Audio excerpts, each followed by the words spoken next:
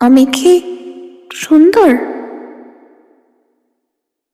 1978 সালের এক হিমশীতল ডিসেম্বরে জাপানের একটা ছোট্ট শহরে একটা মাত্র প্রশ্নের কারণে হাজার হাজার বাচ্চা রাতের অন্ধকারে একলা বাড়ি ফেরা বন্ধ করে দিয়েছিল। প্রশ্নটা ছিল মোটে 3টে শব্দের, আর আজও প্রায় 50 বছর পরেও কেউ তার সঠিক উত্তরটা খুঁজে পায়নি। ঘুমপাড়ানির গল্পকথার আজকের পর্বে আপনাদের সকলকে জানাই স্বাগত। আমি আপনাদের গল্প বলিয়ে সায়ন নিয়ে এসেছি আপনাদের ঘুমের সময়ের কখনো ভুতুরে, কখনো অদ্ভুতুরে কিছু ঘুমপাড়ানির গল্পকথা। তাহলে আজ রাতে সব চিন্তা সরিয়ে রাখুন, শুয়ে পড়ুন, চোখ দুটো বন্ধ করুন। গল্পটা শুরু হচ্ছে গিফু প্রদেশে। জাপানের একদম মাঝখানে পাহাড়ে ঘেরা একটা ছোট্ট চাষের শহর, নাম ইয়াওৎসু। ডিসেম্বরের শীত তখন পুরো দমে জাঁকিয়ে বসেছে শহরটার ওপর। বিকেল 4টে বাজতে না বাজতেই আকাশের রংটা বদলে যেত, নীল থেকে ছাই রঙা, তারপর কালচে বেগুনি, আর তারপরে নেমে আসতো সেই কুয়াশা। পাহাড়ের গা বেয়ে গড়িয়ে নেমে আসা এক ধরনের ভারী ঠান্ডা কুয়াশা, যা পুরো শহরটাকে যেন এক নিমেষে গিলে ফেলত। ধানক্ষেতগুলো তখন খালি, কাটা শেষ, শুধু শুকনো নাড়া দাঁড়িয়ে থাকতো সারি দিয়ে। রাস্তার একলা বৈদ্যুতিক বাতিগুলো তখন কমলা রঙের ছোট ছোট দ্বীপের মতো জ্বলতে থাকত, একটার পর একটা অন্ধকারের সেই বিশাল সমুদ্রে। এই শহরেই একটা সরু গলির শেষ মাথার ছোট্ট কাঠের বাড়িতে থাকতো ইউকি। বয়স 11, রোগাটে চেহারা, লম্বা সোজা কালো চুল যেটা তার মা প্রতি সকালে টেনে টেনে বেঁধে দিতেন, আর চোখ দুটোয় এমন একটা ক্লান্তি লেগে থাকতো যেটা 11 বছরের একটা মেয়ের চোখে সাধারণত থাকার কথা নয়। আপনি হয়তো ভাবছেন, 11 বছরের একটা বাচ্চা আবার কিসের ক্লান্তি বহন করে? একটু অপেক্ষা করুন, উত্তরটা আপনি নিজেই বুঝে যাবেন। ইউকির মা ছিলেন যাকে জাপানিজ ভাষায় বলা হয় কিয়োইকু মামা, মানে শিক্ষা মা। যে মা তার সন্তানের পরীক্ষার ফলাফলকেই নিজের জীবনের একমাত্র লক্ষ্য বানিয়ে ফেলেছেন। প্রতিদিন সকালে ইউকিকে ঘুম থেকে তোলা হতো ভোর 5টায়। অঙ্কের প্র্যাকটিস দিয়ে দিন শুরু হতো তার। স্কুল শেষ হতো বিকেল 3:30। তারপর সন্ধ্যে 6টা পর্যন্ত চলতো জুকু, সন্ধ্যেবেলার কোচিং স্কুল, যেখানে শহরের আর 5টা স্কুলের বাচ্চারাও এসে জড়ো হতো একই লক্ষ্যে, আগামী বছরের সেই ভয়ঙ্কর প্রবেশিকা পরীক্ষায় ভালো ফল করে শহরের সবচেয়ে নামি মিডল স্কুলে ঢোকা। ইউকির বাবা কাজ করতেন নাগোয়ায়, একটা কারখানায়। সপ্তাহে একদিন বাড়ি ফিরতেন। বাড়িতে থাকতো ইউকি, তার মা আর তার ছোট্ট ভাই কেনজি, বয়স মোটে 6। জুকু থেকে ফিরতে ফিরতে সন্ধে 7টা বেজে যেত ইউকির। রাস্তাটা খুব একটা লম্বা নয়, মেরে কেটে 15 মিনিটের হাঁটা পথ। কিন্তু সেই 15 মিনিটের একটা অংশ পড়তো ধান ক্ষেতের পাশ দিয়ে যাওয়া একটা সরু অন্ধকার গলির ভেতর দিয়ে, যেখানে বাতি বলতে ছিল শুধু দুটো টেলিফোনের খুঁটির ওপর লাগানো ম্লান বাল্ব। স্কুল আর বাড়ির মাঝখানের সেই অন্ধকার ফালিটুকু শহরের বাচ্চারা মজা করে বলতো ওইটুকুই নাকি একমাত্র জায়গা যেখানে কোনো বড়দের চোখ নেই। সাধারণত ইউকি একা হাঁটত না, তার বান্ধবী পাশের বাড়ির মেয়ে সাচিকো, যে একই জুপুতে পড়তো, তার সাথেই ফিরত রোজ। কিন্তু ওই ডিসেম্বরের একটা সন্ধ্যায় একটা ঘটনা ঘটল, যেটা এই পুরো শহরটার, না, পুরো জাপানের পরের কয়েক মাসের ঘুম কেড়ে নেবে। শুরুটা হয়েছিল একজন বৃদ্ধা মহিলার মুখ থেকে। আর এই বৃদ্ধা এই গল্পের একদম প্রথম সাক্ষী। তিনি কিন্তু কোনো ভুতুরে বাড়িতে থাকতেন না, থাকতেন একেবারে সাধারণ একটা কৃষি সংসারে, ঠিক ইউকির বাড়ির দুটো বাড়ি পরেই। তানাকা ওবাচান, বয়স 75-এর কাছাকাছি। রোজ সন্ধেবেলা নিজের বাগানে গিয়ে বসতেন, চা খেতেন আর সূর্য ডোবা দেখতেন। ডিসেম্বরের এক সন্ধ্যায় তিনি বাগানের কোণে চোখ রাখতে গিয়ে দেখতে পেলেন একটা মানুষ দাঁড়িয়ে আছে, একদম নিশ্চল, নড়ছে না, কথাও বলছে না। একটা মেয়ে মানুষ, লম্বা, মুখে কিছু একটা বাঁধা, যেটা প্রথমে তানাকা ওবাচানের মনে হয়েছিল সাধারণ একটা সার্জিক্যাল মাস্ক। জাপানে যেটা পরার চল খুব সাধারণ, ঠান্ডা লাগা বা অ্যালার্জির থেকে বাঁচার জন্য। কিন্তু কিছুটা ছিল সেই দাঁড়িয়ে থাকার ভঙ্গিতে।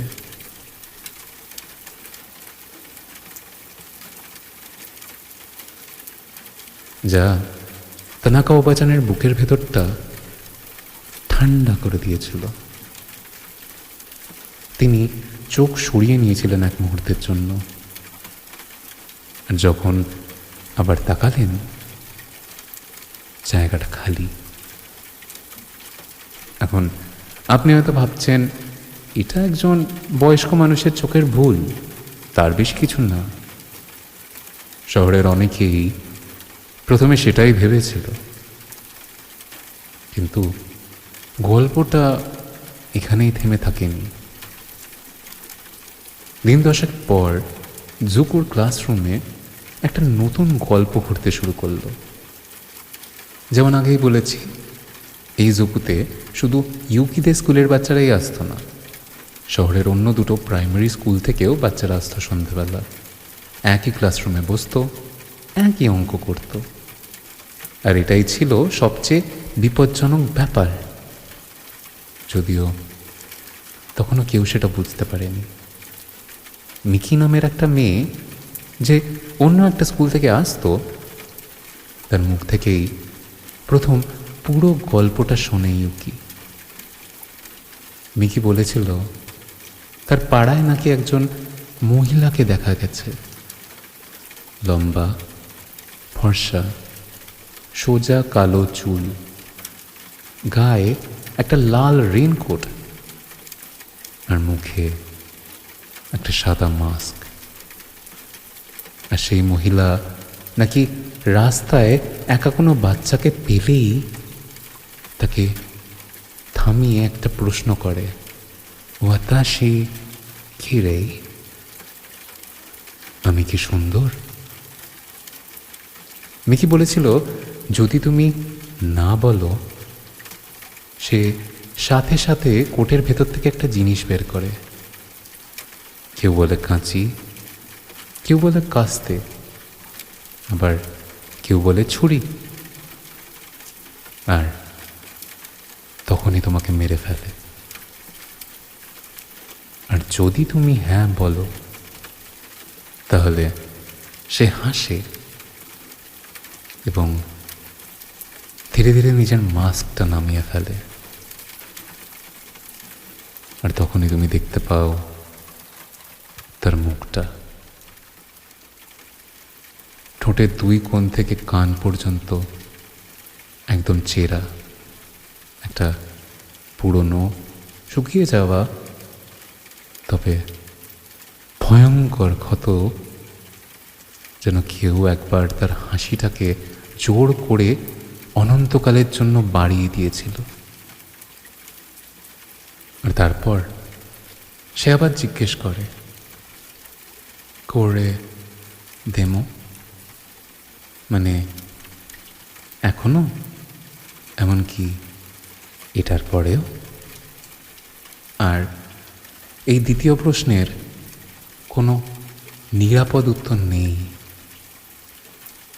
না বললে তুমি মারা যাবে, আর হ্যাঁ বললে সে হাতের অস্ত্র দিয়ে তোমার ঠোঁটের দুই কোণ চিরে দেয়, একদম তার নিজের মতো করে, যাতে তুমিও তার মতোই হয়ে যাও চিরকালের জন্য। ক্লাসরুমটা কয়েক সেকেন্ডের জন্য একদম চুপ হয়ে গেল। তারপর যেমনটা 11 বছরের বাচ্চাদের হয়, ভয়টা হাসিতে বদলে গেল। কেউ একজন বলল বাজে কথা, কেউ বলল তার দিদি নাকি এই গল্প গত বছরও শুনেছিল অন্য শহরে, আর একজন বলল তার বাবা নাকি বলেছেন এই মহিলা 1 সেকেন্ডে 100 মিটার দৌড়াতে পারে, তাই পালানোর কোনো উপায় নেই। আচ্ছা, এখানেই আমি একটু থামব, কারণ একটা গুজব যখন একদল বাচ্চার মুখে মুখে ঘোরে, তখন সেটা শুধু ভয় পাওয়ার জিনিস থাকে না, সেটা হয়ে ওঠে একটা খেলা। আর এই খেলার সবচেয়ে মজার অংশ ছিল কিভাবে বাঁচা যায় তার উপায় খোঁজা। কেউ বলল যদি হ্যাঁ বা না না বলে মোটামুটি বা সাধারণ বলে দাও, তাহলে সে গুলিয়ে যায়, কয়েক সেকেন্ডের জন্য থমকে যায়, আর ওই কয়েক সেকেন্ডেই তোমাকে পালানোর সময় দেয়। কেউ বলল যদি তার সামনে পোমের শব্দটা 3 বার বলো, মানে চুলে মাখার সেই তেল তেলে জিনিসটা, তাহলে সে ভয় পেয়ে পালিয়ে যায়। কেউ জানতো না কেন, শুধু জানতো এটা কাজ করে। কেউ বলল যদি তোমার কাছে বেক্ষ আমে থাকে, সেই পুরনো আমলের শক্ত বাদামি রঙের মিঠাই, সেটা রাস্তায় ছুঁড়ে দাও, সে নাকি সেটা কুড়োতে ব্যস্ত হয়ে যায় আর তুমি পালাতে পারবে। আর সবচেয়ে বেশি যেটা বলা হতো, যদি কোথাও সিঁড়ি পাও, দোতলায় ওঠো, সে নাকি কখনো সিঁড়ি বেয়ে উঠতে পারে না। ইউকি এসব শুনেছিল আর পাঁচজনের মতোই হেসেছিল। কিন্তু বাড়ি ফেরার পথে সেই অন্ধকার গলিটা পার হওয়ার সময় সে খেয়াল করল তার পা দুটো একটু বেশি জোরে হাঁটছে। আর সেই রাতে ঘুমাতে যাওয়ার আগে সে তার মাকে জিজ্ঞেস করেছিল তিনি কখনো লাল কোট পরা কোনো মহিলাকে দেখেছেন কিনা রাস্তায়। তার মা হেসে বলেছিলেন, ঘুমিয়ে পড়ো, কাল আবার অঙ্কের পরীক্ষা আছে। গল্পটা যেভাবে ছড়িয়েছিল সেটা প্রায় একটা রোগের মতো লাগে যদি এখন পেছনে ফিরে তাকানো যায়। জুকু ছিল সেই আসল বাহক, কারণ জুকুতে প্রতিদিন সন্ধ্যাবেলা শহরের ভিন্ন ভিন্ন পাড়ার বাচ্চারা একসাথে বসত, একে অপরের গল্প শুনত, আর পরদিন সকালে নিজের নিজের স্কুলে ফিরে গিয়ে সেই গল্পটা নতুন করে বলতো, একটু বাড়িয়ে একটু সাজিয়ে। 1 সপ্তাহের মধ্যে শুধু ইয়াওৎসু না, পাশের শহরগুলোতেও একই গল্প পৌঁছে গেল। প্রতিটা জায়গায় গল্পটা একটু একটু বদলে যাচ্ছিল। কোথাও মহিলার কোট সাদা, আবার কোথাও সেই কোটটি হয়ে যেত লাল, কোথাও তার হাতে কাস্তে, আবার কোথাও তার হাত ছুরি। কিন্তু একটা জিনিস সব জায়গাতেই এক থাকতো, সেই প্রশ্নটা, আমি কি সুন্দর? আর জানেন সবচেয়ে অদ্ভুত ব্যাপারটা কি? এই মহিলাকে নিয়ে কেউ কোনোদিন একটা স্পষ্ট ছবি আঁকতে পারেনি। প্রত্যেকে তাকে আলাদা আলাদাভাবে দেখেছে, কিন্তু প্রত্যেকেই নিশ্চিত ছিল সে সত্যি। শীতের সেই মাসগুলোয় শহরের অভিভাবকরা প্রথমে ব্যাপারটাকে পাত্তা দেননি, কিন্তু তারপর একদিন পাশের পাড়ার একটা ছেলে, বয়স 9, স্কুল থেকে দৌড়ে বাড়ি ফিরল। হাঁপাতে হাঁপাতে বলল, একজন লাল কোট পরা মহিলা তাকে পেছন থেকে ডেকেছিল, আর সে নাকি তাকিয়েই দৌড় দিয়েছিল। তার মা বাবা ছেলেটিকে হাসপাতালে নিয়ে গেলেন। ভাবলেন হয়তো জ্বরের ঘোরে দেখেছে, কিন্তু ছেলেটার জ্বর ছিল না। তারপর থেকে ধীরে ধীরে ছোট ছোট পরিবর্তন আসতে শুরু করলো শহরের রোজকার জীবনে। মায়েরা জুকুর ছুটির সময় বাচ্চাদের আনতে আসতে শুরু করলেন। শিক্ষকরা ক্লাসের শেষে সব বাচ্চাকে একসাথে বের করে দিতেন, দলে দলে, যাতে কেউ একা না ফেরে। থানা থেকে একটা টহল গাড়ি সন্ধেবেলা স্কুলের সামনে দিয়ে ধীরে ধীরে যাওয়া আসা শুরু করল।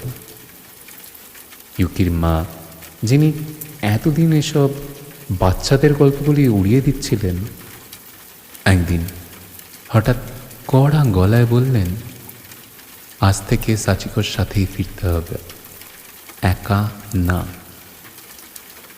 আপনি যদি কখনো ভেবে থাকেন একটা গুজব ঠিক কতটা শক্তিশালী হতে পারে, এটাই তার প্রধান উদাহরণ।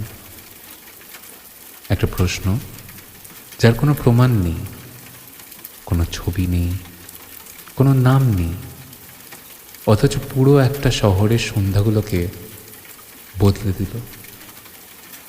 বাচ্চাদের হাঁটার পথ বদলে দিল, মায়েদের ঘুম কেড়ে নিল। আর এখানেই গল্প থেকে একটু সরে এসে আমি আপনাদের একটা কথা বলি। যদি এই ধরনের গল্প, পুরনো, ভুলে যাওয়া কিন্তু আজও গায়ে কাঁটা দেওয়া গল্প আপনাদের ভালো লাগে, তাহলে চ্যানেলটা সাবস্ক্রাইব করে রাখতে পারেন। প্রতি সপ্তাহে ঠিক এভাবেই আমি আপনাদের জন্য নিয়ে আসি এমন অনেক গল্প যেটা আপনাকে ঘুম পাড়িয়ে দেবে অথবা জাগিয়ে রাখবে। নির্ভর করছে গল্পটা কতটা গভীরে ঢুকতে পারে আপনার মনের। আচ্ছা, এবার চলুন আবার ফিরে যাই ইউকির গল্পে। সাচিকো, ইউকির বান্ধবী, যার সাথে রোজ ফেরার কথা, তার হঠাৎ 5 দিনের জ্বর হলো। ঠিক ওই সময়টাতেই ডাক্তার বললেন বিশ্রাম দরকার, স্কুলে না যাওয়াই ভালো।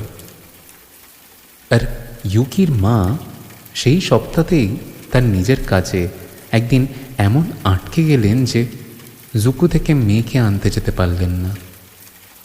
ফোন করে বললেন সে যেন একাই ফিরে আসে, সাবধানে, আর ওই গলিটা তাড়াতাড়ি পার হয় যেন। ইউকি জানত না এই একটা সন্ধ্যায় তার জীবনের সবচেয়ে লম্বা 15 মিনিট হতে চলেছে। জুকু থেকে বেরোনোর সময় ঘড়িতে 7টা বাজে। আকাশ তখন পুরোপুরি অন্ধকার, তারার কোনো চিহ্ন নেই, শুধু একটা পাতলা কুয়াশার চাদর সব কিছুর ওপর বিছিয়ে আছে। ইউকি প্রথম কয়েক মিনিট মোটামুটি স্বাভাবিক গতিতেই হাঁটল। বড় রাস্তা, দোকানপাটের আলো, মাঝে মধ্যে একটা দুটো সাইকেলে পেরিয়ে যাওয়া মানুষ। কিন্তু তারপর রাস্তাটা বাঁক নিল, আর দোকানের আলো পেছনে ফেলে সে ঢুকে পড়ল সেই সরু গলিতে। ধান ক্ষেতের পাশ দিয়ে যাওয়া দুটো টেলিফোনের খুঁটির মাঝে ম্লান আলোয় ভরা সেই ফালিটুকু। আপনি হয়তো জানেন এই অনুভূতিটা। রাস্তা একই, বাড়িও একই দূরত্বে, কিন্তু হঠাৎ একা থাকলে সেই একই রাস্তাটাকে অন্যরকম লাগে। প্রতিটা ছায়া একটু বেশি লম্বা মনে হয়, প্রতিটা শব্দ একটু বেশি জোরে। ইউকি স্কুলের ব্যাগের ভেতরে একটা পেন্সিল বক্স নোট ছিল, খটখট শব্দ করছিল প্রতিটা পদক্ষেপে। সে বাক্সটা চেপে ধরল হাত দিয়ে শব্দটা থামানোর জন্য। প্রথম টেলিফোনের খুঁটিটা পার হলো। বাল্বটা কাঁপছিল, একবার জ্বলছে, একবার নিচ্ছে, যেন কোনো পোকা তার ভেতরে আটকে আছে। তারপর দ্বিতীয় খুঁটিটার কাছে এসে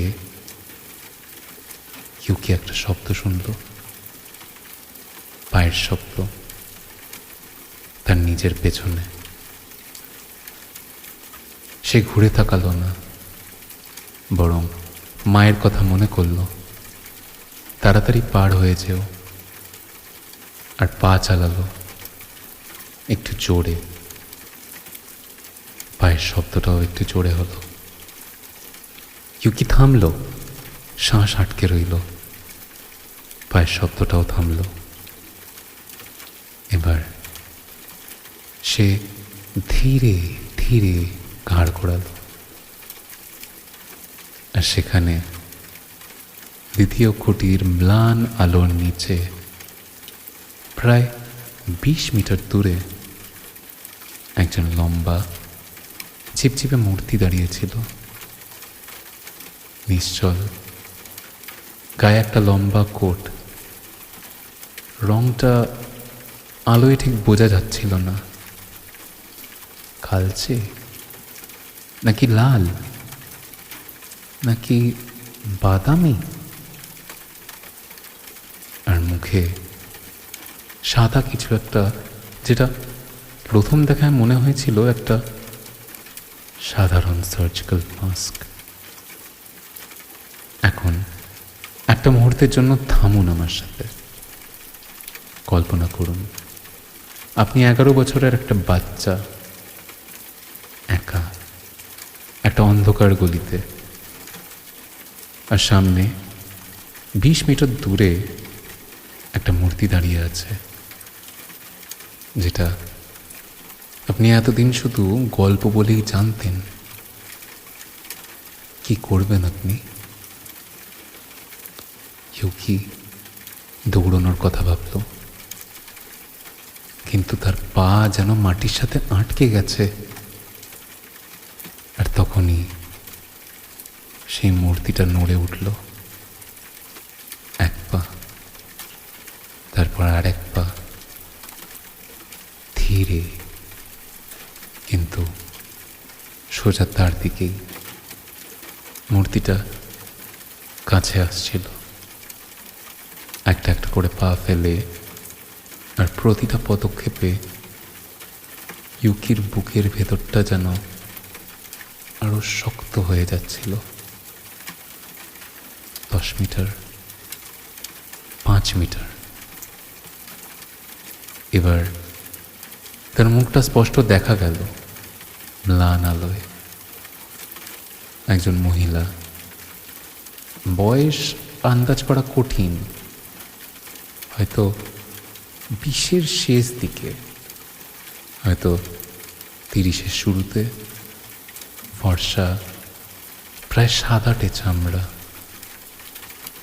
লম্বা সোজা কালো চুল, কাঁধ ছাড়িয়ে নেমে গেছে, আর চোখ দুটো একটু বাঁকা, একদম স্থির, যেন কোনো পুতুলের চোখ, পলক পড়ছে না।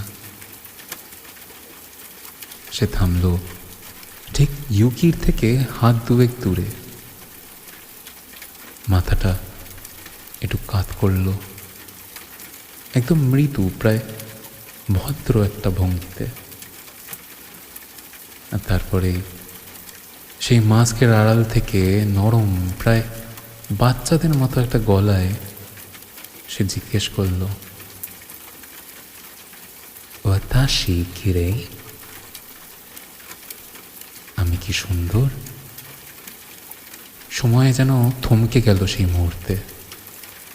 ইউকির মাথায় একসাথে ভিড় করল জুকুর ক্লাসরুমের সেই কথাগুলো।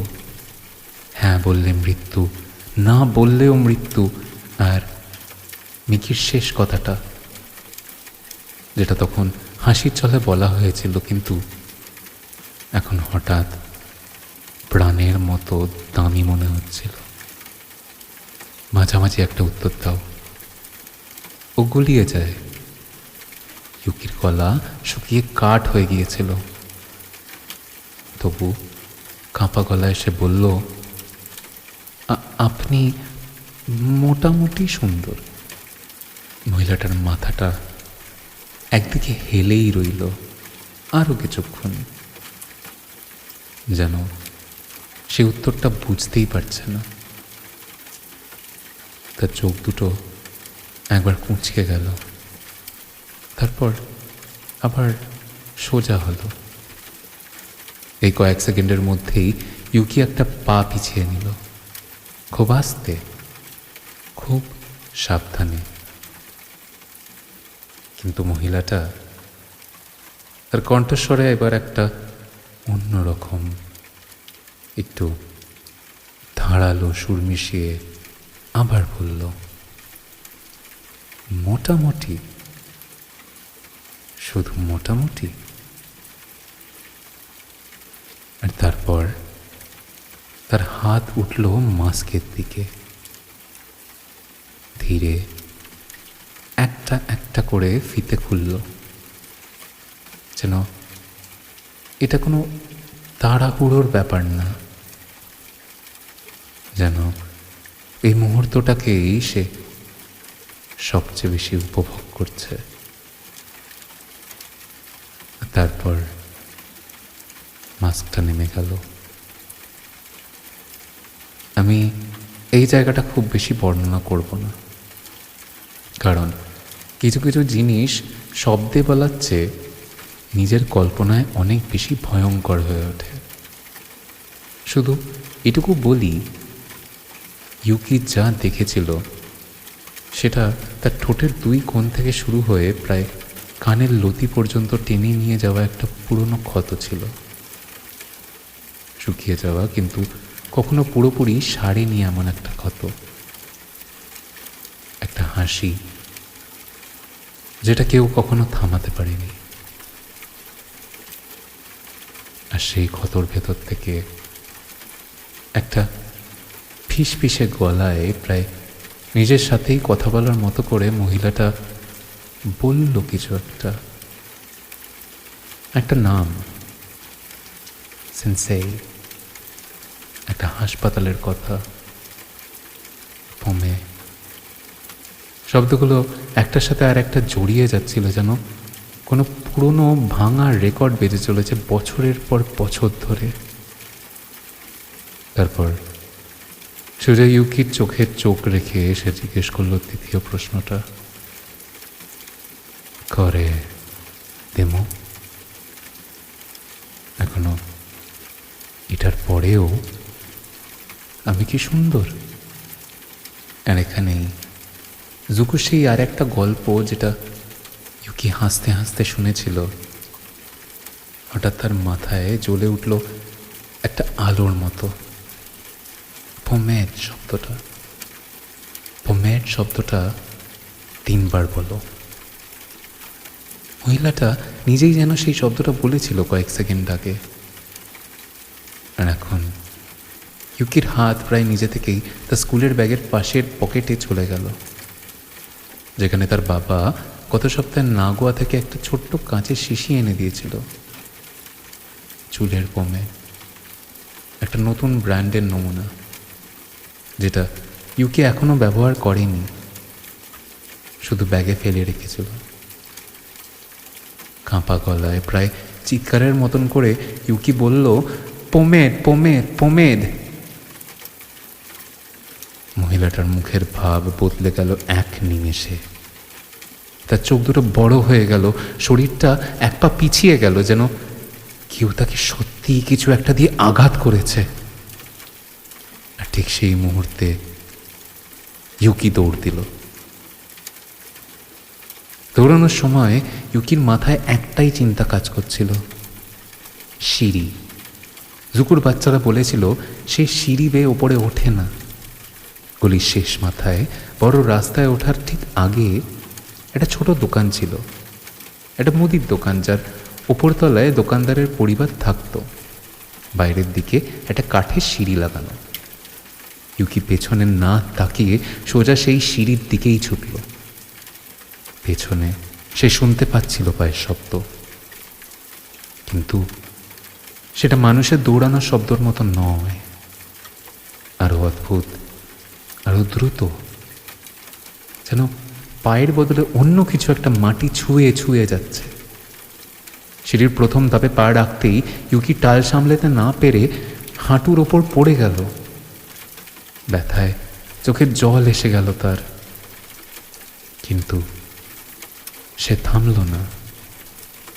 হামাগুড়ি দিয়ে তারপর আবার উঠে দাঁড়িয়ে একটা একটা করে ধাপ পেরিয়ে সে ওপরে উঠতে লাগলো। দোতলায় পৌঁছে দরজায় ধাক্কা দিতে দিতে সে চিৎকার করে ডাকলো দোকানদার কাকিমাকে। দরজা খুলে গেল। আলো, উষ্ণতা, একটা মানুষের হাত তাকে ভেতরে টেনে নিল। দোকানদার কাকিমা জানলা দিয়ে নিচে তাকিয়ে কিছু দেখতে পাননি, শুধু ফাঁকা গলি, ম্লান আলো আর দূরে ধান ক্ষেতের ওপর দিয়ে বয়ে যাওয়া কুয়াশা। সেই রাতে ইউকির মা কাজ থেকে ফিরে মেয়েকে যখন কাঁপতে দেখলেন, প্রথমে ভেবেছিলেন হয়তো ঠান্ডা লেগেছে, কিন্তু কাঁদতে কাঁদতে তোতলাতে তোতলাতে তার মায়ের মুখটা সাদা হয়ে গেল। তিনি মেয়েকে জড়িয়ে ধরলেন অনেকক্ষণ, কোনো কথা বললেন না। তারপর প্রথমবারের মতো তিনি বললেন, আজ থেকে নিজে গিয়েই মেয়েকে আনবেন রোজ। ইউকির গল্পটা যদি এখানেই শেষ হতো, হয়তো এটা শুধু একটা পরিবারের ভয়ের স্মৃতি হয়ে থেকে যেত, কিন্তু গল্পটা কিন্তু এখানে থামেনি। জানুয়ারির শেষের দিকে স্থানীয় খবর কাগজ গিফু নিচি নিচি সিম্বন একটা ছোট্ট প্রতিবেদন ছাপল। শহরের স্কুলগুলিতে ছড়িয়ে পড়া এক অদ্ভুত আতঙ্কের কথা। খবরের কাগজে ছাপা হওয়ার পর গল্পটা যেন আর শুধু বাচ্চাদের ফিসফিসানি রইল না, সেটা হয়ে উঠল একটা সত্যি ঘটনা, যেটার ওপর বড়রাও এবার নজর দিতে শুরু করলেন। পরের কয়েক মাসে গল্পটা ছড়িয়ে পড়ল হোকাইডো থেকে ওকিনাওয়া পর্যন্ত, পুরো জাপান জুড়ে। জাতীয় পত্রিকাগুলো ফিচার লিখল, শিক্ষক অভিভাবক সমিতিগুলো নির্দেশ দিল বাচ্চারা যেন দলবদ্ধ হয়ে স্কুলে যায়, আবার দলবদ্ধ হয়েই ফেরে। থানার গাড়ি সন্ধেবেলা স্কুলের গেটের সামনে দাঁড়িয়ে থাকত। আর এই জায়গাতেই বাস্তব আর গল্পের সীমারেখাটা সবচেয়ে বেশি ঝাপসা হয়ে গিয়েছিল। হিমেজি শহরে এক তরুণী সাদা মাস্ক আর কোট পরে হাতে সত্যিকারের একটা রান্নাঘরের ছুরি নিয়ে রাস্তায় বেরিয়ে পড়েছিলেন। পুলিশ তাকে গ্রেফতার করে। খবরটা যখন ছাপা হলো, পুরো জাপান বুঝল এই ভয়টা আর শুধু গল্প নেই, এটা এখন মানুষের মনের ভেতরেও বাসা বেঁধে ফেলেছে। গ্রীষ্মের ছুটি শুরু হতেই ধীরে ধীরে আতঙ্কটা কমে এলো। স্কুল বন্ধ, জুকু বন্ধ, আর যে গল্পটা বেঁচেছিল ঠিক ওই সন্ধেবেলার হাঁটা পথে, সেটা আস্তে আস্তে থিতিয়ে গেল। সেই অগস্টে একটা রেকর্ড কোম্পানি এমনকি একটা গান বের করলো। 3 জন তরুণী গায়িকা গাইলেন। হাসতে হাসতে যেন এতদিনের সব ভয়টাকে একটা মজার গানে বদলে দেওয়া যায়। কিন্তু ইউকি তারপরের বহু বছর সন্ধেবেলা কোনো লাল রং দেখলে এক মুহূর্তের জন্য থমকে যেত। যতবারই কেউ তাকে জিজ্ঞেস করত আমি কেমন দেখতে, তার বুকের ভেতরটা 1 সেকেন্ডের জন্য ঠান্ডা হয়ে যেত। আজও জাপানের কিছু পুরনো পাড়ায় সন্ধ্যের পর কোনো কোনো বাবা মা এখনও বাচ্চাদের বলেন, অচেনা কারোর সাথে কথা বলো না, বিশেষ করে যদি তার মুখে মাস্ক থাকে আর সে হঠাৎ তোমাকে কোনো প্রশ্ন করে। কেউ জানে না তানাকা ওবাচান সেই সন্ধেবেলা বাগানে ঠিক কী দেখেছিলেন।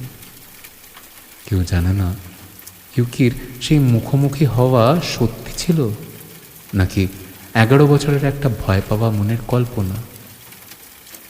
আর কেউ জানে না সেই মহিলা, যদি সে আদেও কোথাও থেকে থাকে, এখনো কোনো অন্ধকার গলিতে দাঁড়িয়ে আছে কিনা,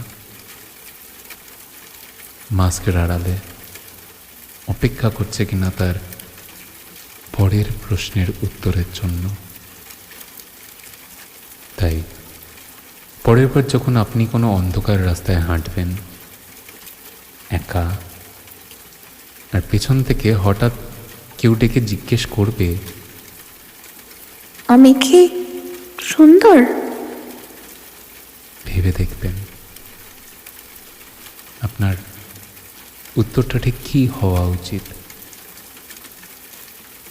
আজ রাতের গল্প এখানেই শেষ। ঘুমানোর সময় হলো, চোখ দুটো ভারী হয়ে আসছে তো। আশপাশ একেবারে নিস্তব্ধ। ঘুমিয়ে পড়ুন। পরের সপ্তাহে আবার দেখা হচ্ছে নতুন একটা গল্প নিয়ে।